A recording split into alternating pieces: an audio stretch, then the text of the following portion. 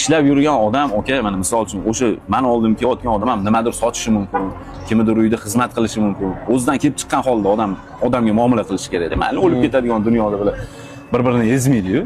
To'g'ri. Men birovni ko'zini o'yib olaman, anti to'rtta bolamga harom yediraman, chiqmaymiz-ku. Hech kim menimcha hech kim unaqa chiqmaydi. Endi bordir kimdir yer boshqa qilar. Aytay, men unaqa narsa yo'q. Kelib gapirsin. Ochuchasiga gaplaysan, ochuchasiga savdo qilamiz. Har doim aytaman. Puliga javob, sifatiga javob. Ol, bir kun yurib ko'r, yoqmasa qaytarib olib ber. Bo'ldi. Yoqmasa deganda o'zini ko'ziga yoqmay qolib emas, endi o'sha qanaqadir sifatida xohlamagan narsa, misol uchun sifati yoki pulini qimmat sotib qo'ygan bo'lsa, boshqa kelsa gapirsin. Erkak shunaqa bo'lmaydi. Men pravman, sen pravsan, unaqa emas. Realni ne pravmi? Kelib gapirish kerak, sen mana ish qilmay, parod qil. Bo'ldi. Tugatish kerak-da, o'tda, voy men klientman, maksigda pravman. U xotinlar qilsa uni labda labda bitta sotib o'tganda. Bu erkaklarning ishida, aka, xullas. Noto'g'ri tushuncha ekanda, klientsakda pravda.